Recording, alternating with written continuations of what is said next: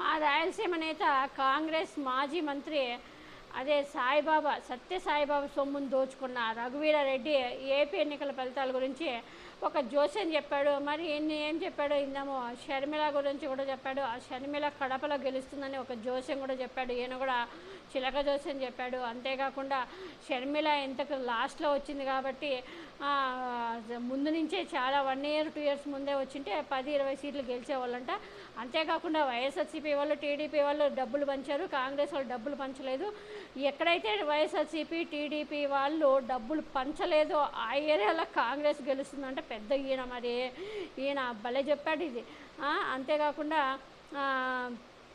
కాంగ్రెస్కి 10 నుంచి 15 సీట్లు వస్తాయని కూడా ఈయన పెద్ద జోస్యం చెప్తున్నాడు.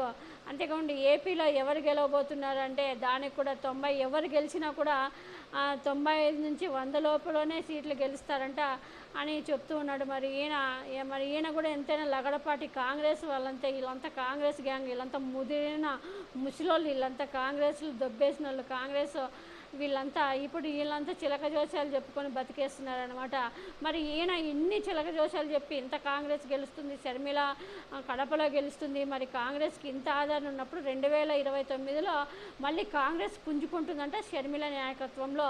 మరి చూడాలి ఇప్పుడు మరి ఈయన మరి ఎందుకు కాంగ్రెస్ గెలుస్తుంది 10-15 సీట్లు అన్నప్పుడు మరి ఈయన ఎందుకు కళ్యాణదుర్గంలో పోటీ చేయాలనే దానికి మాత్రం సమాధానం లేదు.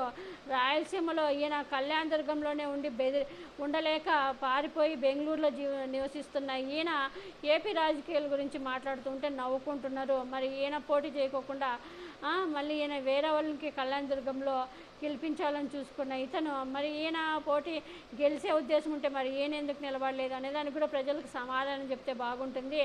రాయలసీమ పరువు తీసింది కాక మాకు మళ్ళీ ఈయన ఇప్పుడు వచ్చి చిలక జోస్యాలు చెప్తున్నాడు. మరి ఈయన జోస్యం అంటే వీళ్ళంతా ఇలానే బతుకుతారేమో, సత్యాంతవరకు ఇలాంటి తప్పుడు జోస్యాలు చెప్పుకొని బతుకుతారేమో.